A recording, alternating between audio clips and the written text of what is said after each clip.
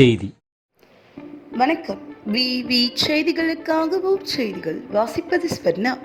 போலிப்பாக்கத்தில் நடைபெற்ற தமிழக முதல்வர் மு.க.ஸ்டாலின் அவர்களின் பிறந்தநாளை முன்னிட்டு ஊராட்சியில் சிறப்பாக பணியாற்றி வரும் தூய்மை பணியாளர்களுக்கு முன்னாள் கிழக்கு ஒன்றிய செயலாளர் செல்வம் ஊக்கத்தொகை பரிசு வழங்கினார். ராணிப்பேட்டை மாவட்டம் ஷோலிங்கர் அடுத்த போலிப்பாக்கம் கிராமத்தில் தமிழக முதல்வர் மு.க.ஸ்டாலின் அவர்களின் 72வது பிறந்தநாள் நிகழ்ச்சி நடைபெற்றது. இந்த நிகழ்ச்சிக்கு முன்னாள் கிழக்கு ஒன்றிய திமுக செயலாளர் செல்வம் தலைமை தாங்கினார். ஊராட்சி மன்ற தலைவர் கார்த்திக் முன்னிலை வகித்தார்.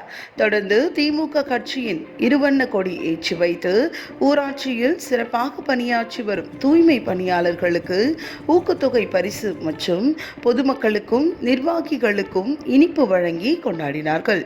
கிளை செயலாளர்கள் ஆறுமுகம், சரவணன், மன்னார், சிவலிங்கம், தருமன், பரந்தாமன், பாபு என்கிற படவேட்டான், முரளிதரன், மணி, இளைஞரணி கருணாநிதி, தியாகராஜன், கிளை நிர்வாகிகள் மணி, ரவி, பெருமாள், பாரதி ராஜா, விஜயன், கார்த்தி, மாரிமுத்து, ரமேஷ், தர்மன், ரவிசங்கர் மற்றும் நிர்வாகிகள் பலர் கலந்து கொண்டனர்.